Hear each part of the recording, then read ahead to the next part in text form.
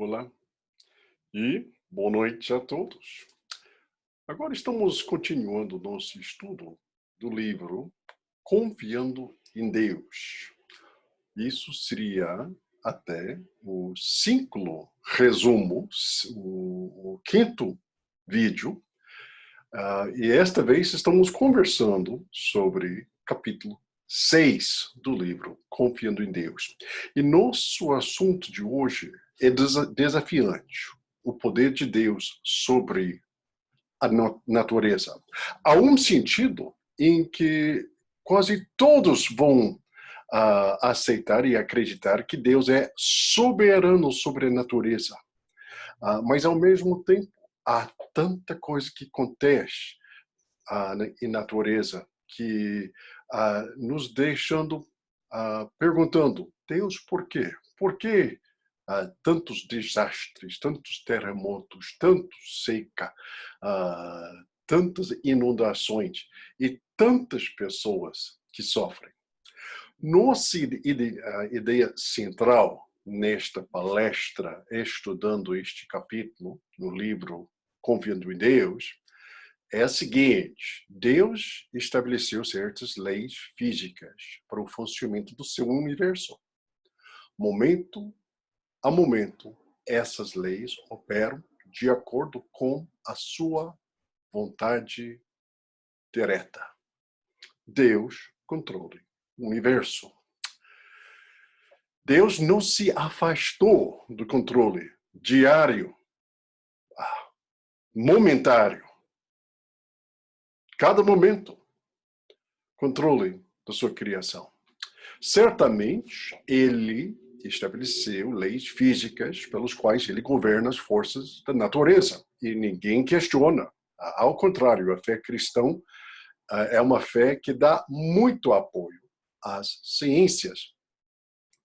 Mas estas leis operam continuamente de acordo com a sua vontade soberana. A Bíblia ensina que Deus controla todas as forças da natureza, tanto destrutivas quanto produtivas, de forma contínua, momento a momento. Todas as expressões da natureza, todas as ocorrências de clima, seja um tornado devastador, uma chuva suave caindo num dia de primavera, todas essas coisas são atos de Deus e dirigido por Ele aqui neste mundo. Muitos cristãos sensíveis se entristecem e fiquem confusos diante a multidão de desastres naturais que acontecem em grande escala ao redor do mundo. Um terremoto em um lugar, faminto no outro lugar, tufões e inundações castigam outras regiões. De vez em quando, milhares de pessoas são mortas imediatamente por um desastre natural, enquanto outros morrem lentamente de fome em certas situações. Diante destes desafios, com toda razão, podemos perguntar: por que Deus permite tais coisas assim? Não é errado fazer esta pergunta. Não é errado fazer esta pergunta. Deus, por quê? Deus, eu não entendo. Deus, eu estou com um coração quebrado. Eu estou sentindo o peso de lamentação diante desta situação. Estas emoções são legítimas. O livro de Salmo tem muitas expressões assim. Então, muitos vão se entristecer diante estas realidades. Então, podemos até expressar esta tristeza se, de fato, nós não esquecemos que existe um Deus que ainda reina. Se alguém, desde que façamos em uma atitude reverente e submissa em relação à vontade e à pessoa de Deus. De fato, se alguém negligenciar, a se preocupar com a questão das tragédias naturais em grande escala, isso pode indicar uma falta de compaixão, uma falta de solidariedade para com outras pessoas que estão sofrendo. No entanto, devemos ter cuidado para não, em nossas mentes, tirar Deus do seu trono de soberania absoluta e colocá-lo no banco dos réus e trazê-lo ao tribunal do julgamento humano para receber a nossa decisão sobre como ele dirige o universo. Deus se põe dentro desses eventos. Ele disse em Isaías 45:7, eu formei a luz e criei escuridão. Trago prosperidade e crio desastres. Eu, o Senhor, faço todas estas coisas.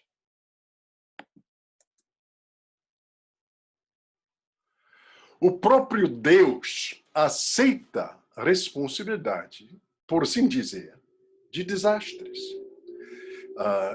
A Bíblia não tem nenhum ensino claro em que Deus diz, é só Satanás que faz estas coisas. Eu não faço nenhuma coisa nesta área de controle da natureza. Ao contrário, a Bíblia apresenta Deus numa forma bem clara, que ele está, de fato, guiando e liderando o mundo. Ele realmente até reivindica isso. Na verdade, Deus diz, eu e só eu temos o poder e a autoridade para trazer a prosperidade e desastre. Tanto a felicidade quanto a aflição. Tanto o bem quanto o mal. Obviamente, nós não entendemos por que Deus cria um desastre natural. Não entendemos por que ele traz desastre para uma cidade e não para outra cidade. Reconhecemos também que, assim como Deus envia seu sol e a chuva sobre os justos e os injustos, então ele também envia o tornado, o furacão, o terremoto, em ambos, os justos e os injustos. A soberania de Deus sobre a natureza não significa que os cristãos nunca se deparam com as tragédias de um desastre natural. Podemos falar também sobre a própria aflição física. Quem está no controle?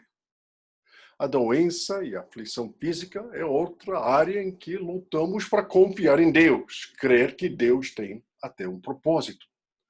Quando Deus chamou Moisés para tirar os israelitas do Egito, Moisés protestou e destacou a sua inadequação sobre esta tarefa, incluindo o fato de que ele era lento de discurso, muito mal em falar publicamente. A resposta de Deus a Moisés é muito instrutivo para nós nesta área de aflição física, porque Deus disse: quem deu a boca ao homem?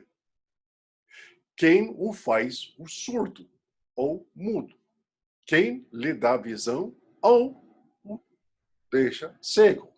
Não sou eu, o Senhor? Êxodo 4:11. Aqui Deus atribui especificamente a sua própria obra soberana às aflições físicas de surdez, do mudo e da cegueira. Aflições não simplesmente acontecem por acaso. Aflições não simplesmente acontecem por intermediário demoníaco. Aflições, estão todos dentro da vontade soberana de Deus. É isso que a Bíblia ensina.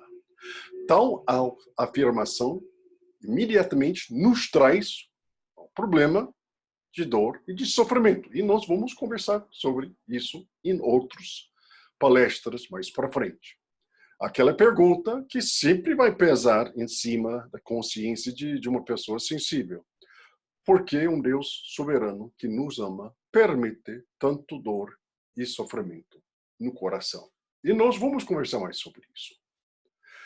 Mas, resumindo, sabemos que toda a criação, o mundo de fora, o mundo físico, foi submetida à frustração por causa do pecado do Adão.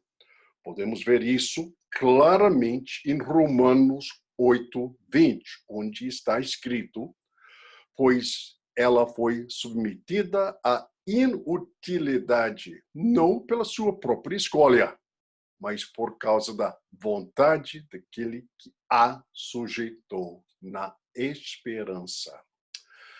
Então, podemos dizer que a causa final de todo dor e sofrimento que neste mundo deve ser rastreado até a queda do homem no jardim. As bênçãos e as aflições que vêm de Deus não são arbitrárias ou caprichosas, mas são a resposta determinada de um Deus santo ao pecado do homem.